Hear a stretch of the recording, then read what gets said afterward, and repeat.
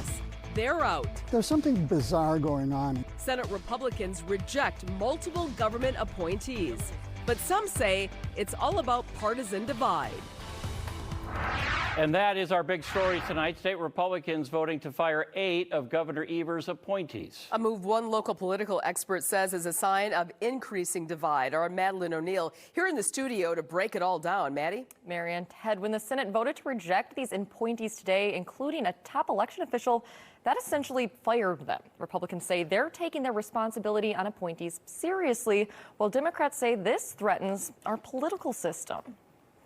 That's wrong for democracy. What Wisconsin Governor Tony Evers says is insanity. State Republican lawmakers call doing their jobs, rejecting 8 of Evers' appointees Tuesday. They're completely appropriate people to serve in those positions. There's something bizarre going on. UWM Professor Emeritus Mordecai Lee says generally it's accepted a governor will choose appointees who match their political party. I think what we're seeing is a kind of a partisan ideology that we will only confirm people who agree with us. That's really the only reason they gave, is that they didn't like some of my tweets and that some of my tweets were critical of Republican lawmakers. A survivor herself, Melissa Baldoff, was a governor's appointee to the Domestic Abuse Council before Tuesday when the Senate voted to essentially fire her. It's just, I think, a terrible message to other survivors that watch what you say, because if we don't like it, we're not going to let you be a part of these things. Senate Republicans also voted to fire 4 of the governor's picks to the Natural Resources Board and an appointee to the Wisconsin Elections Commission.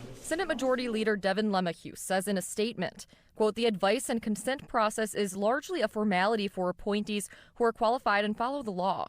Since 2018, the Senate has confirmed 444 appointees and rejected only 10. There has to be give and take, and there has to be balance. And I really wish we could get back to that."